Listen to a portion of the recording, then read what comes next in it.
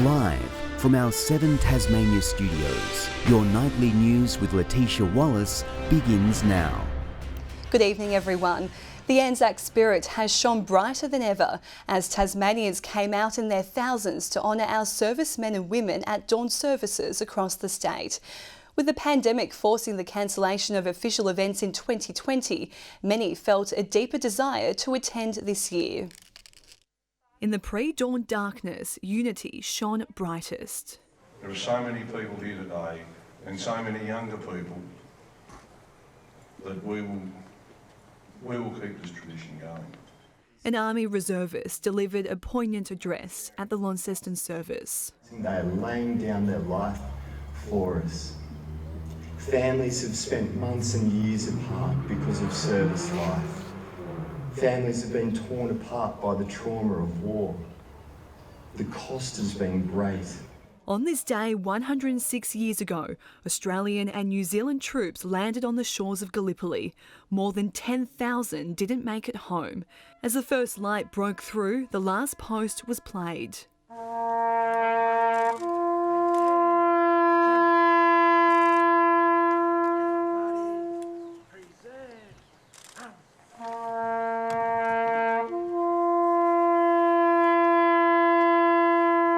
Before a solemn minute's silence. Tears were shed as those who sacrificed their lives were remembered. The faces of those too young to understand the horrors of war were scattered across the crowd, as a student reflected on the Anzac spirit. To my generation, I would like to say we must not live in fear, for we are surrounded daily by the turmoil in this world, but must continue to make our country a better place and live lives that would make the Anzacs proud to have fought for our country and freedom. John Chenery, a Vietnam veteran, served with the Air Force for 12 years. It's not really tough, it's just heartfelt. His son Adam by his side today, wearing family medals with pride. Well, these are my great-grandfather's medals, and he was in World War I. COVID forced the cancellation of Anzac services and ceremonies last year, making this year's even more special. It was nice to gather. Last year was good, in a personal way. You had your own reflection, but it was really nice to be with other people.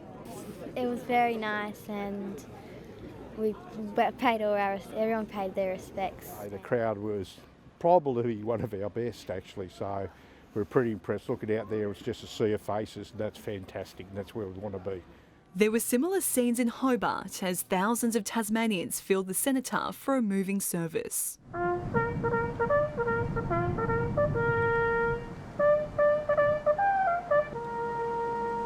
I would have said we definitely had the 2,500 people here today, maybe up to 3. I was very impressed. I was actually surprised there were so many here at Hobart, and it's really a beautiful thing to see. Through the shutdowns and everything like that, we've all had to rely on each other, and we've all had to give up certain things, however big or small. And I think that in itself relies on the Anzac spirit. Recognising not only those who died on the battlefield. If they come home and they bring their injuries and their wounds home with them, they may be physical, and of course they can be mental as well. So it's a sign of honouring them. Anzac Day will always be a very, very special day to the hearts of people in Australia. Lest we forget. COVID-19 crowd limits didn't stop Tasmanians from paying their respects at parades and services. For many locals, it was a time to reflect and say thank you to their own family members for their brave service. The sound of drums echoing throughout the streets of Launceston. Defence personnel holding flags high, followed by military vehicles carrying veterans. Locals watching on after missing out on the parade due to COVID-19 last year. So after no parade last year, it's good to be out again this year. We had family that were in the war and lost them, and so it's good to remember. Some proudly wearing the medals of beloved family members. This one belongs to my great-great-uncle who fought at Passchendaele, and this one belongs to my great-grandfather who who was on the Hobart, the HMAS Hobart, an Australian cruiser. Military and community groups, along with horses, also marching along Macquarie Street in Hobart. A smaller crowd than usual lining the road, eagerly trying to spot family and friends in the procession. What brings you here today? To see part in the parade. My father and the children's grandfather marches every year. He is a Vietnam veteran, and we always come to the march because it's such an important thing for us to remember. The march leading to the cenotaph for a major commemoration, leading community figures laying wreaths to honour our fallen diggers. People lay down their lives, for the lifestyle that we live today, and it's very important that we maintain that, and to think that there are people prepared to stand up even to this day and defend that right is fantastic, and we should honour and thank those people for their service. The public also paying their respects to lives lost in a small remembrance field nearby, writing cherished names on crosses while donating to a support group for partners of those who have served. We go across all conflicts and we try and support our veteran, and basically we're for those who stand beside them over many, many years. A crowd of around 200 also gathering at a special service at New Norfolk, an emotional moment of reflection hitting close to home for many in the tight-knit community. It's a pretty little town, it's a pretty loyal town. That's all the names of all the people from World War I and World War II in the district who died on that cenotaph, so there's a fair few there. So and a lot of their families are still in the valleys. Pausing to say thank you to those who have paid the ultimate sacrifice. Ruby Kamane, 7 Tasmania News. The Prime Minister cancelled a planned trip to Tasmania where he was meant to attend the Anzac Parade in Latrobe. A spokesperson for Scott Morrison says the Prime Minister was unable to attend after visiting Western Australia last week, where parts of the state are in lockdown after positive COVID cases. Latrobe is the hometown of Victoria Cross recipient Teddy Sheehan. To the other day's news now, a Hobart man has died after his motorcycle collided with a ute at Colebrook. It follows a horror few days with 3 people losing their lives during the Targa Tasmania rally. A day trip for a group of motorcyclists turned deadly.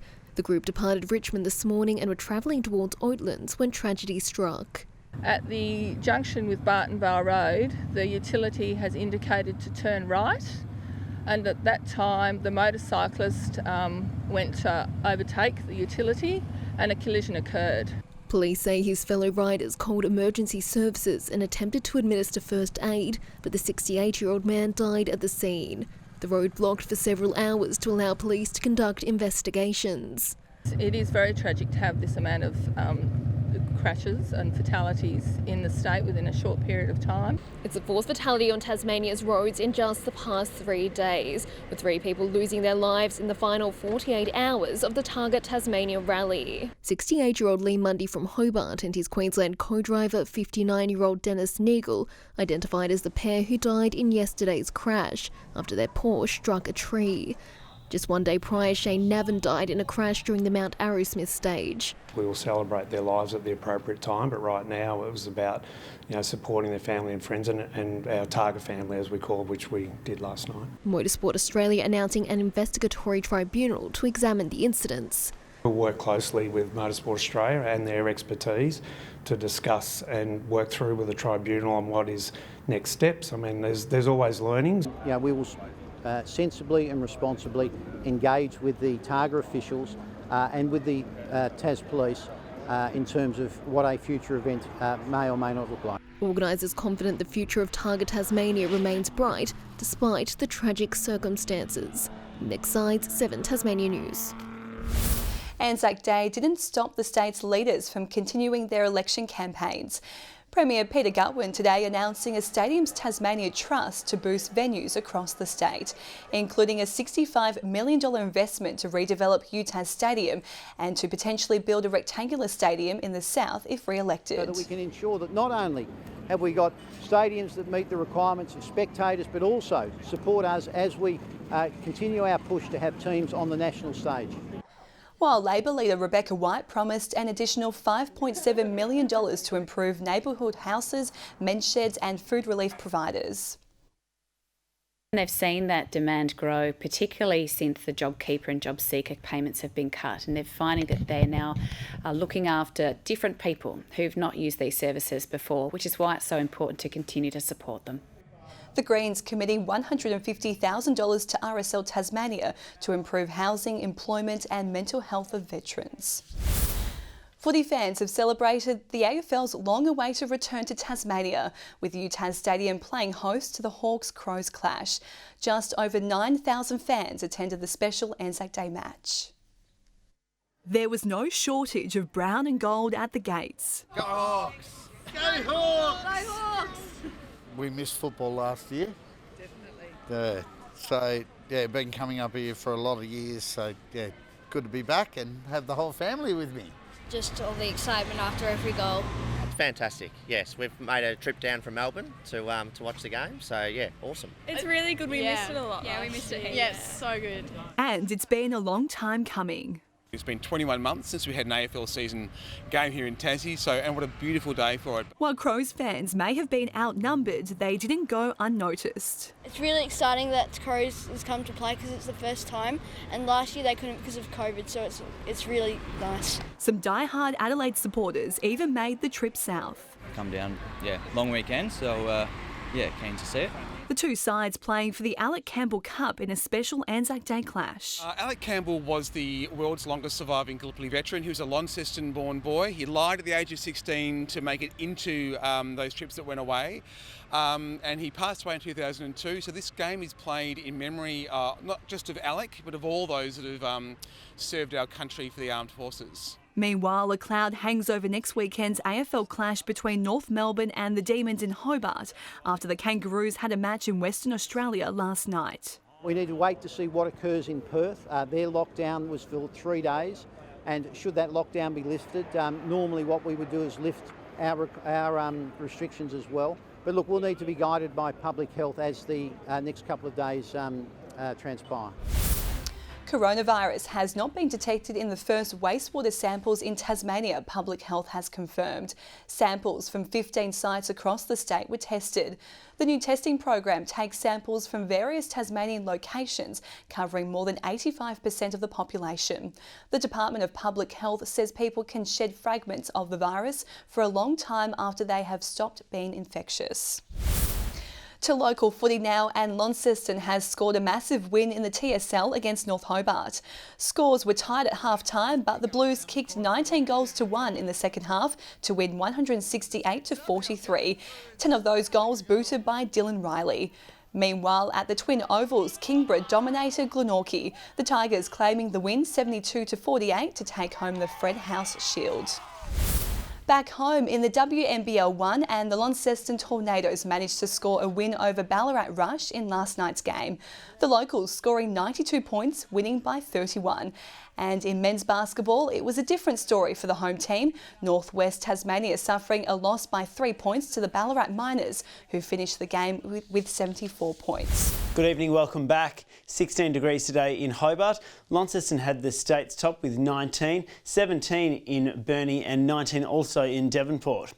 Around Tasmania, 18 degrees today at Cressy, Fingal and St Helens, 17 for Smithton and Wynyard, 16 for the Bass Strait Islands, 16 also for Campania, Bushy Park, Ouse and Low Head, 15 degrees at Grove and Scottsdale with 11 the top for Lyowini. The charts show low level cloud across the state today. Banding further out shows similar conditions around the southeastern regions, troughs over northern Queensland and the Territory producing extensive cloud and thunderstorm activity. The remainder mostly cloud-free. Tomorrow the high will remain near southern South Australia, while low troughs linger about the northeast and the west of the continent. On the waters, west to southwesterly winds 15 to 25 knots, 25 to 30 about the south and the lower east, with seas mostly up to 2 metres higher through the south at times. There is a strong wind warning current for lower eastern and southern coastal waters from Wineglass Bay to Low Rocky Point. Onto the forecast, 18 tomorrow in Hobart, 16 at Dover, showers and 17 for Ouse. 21 and cloud clearing in Launceston, 19 and sunny for Devonport and Scottsdale.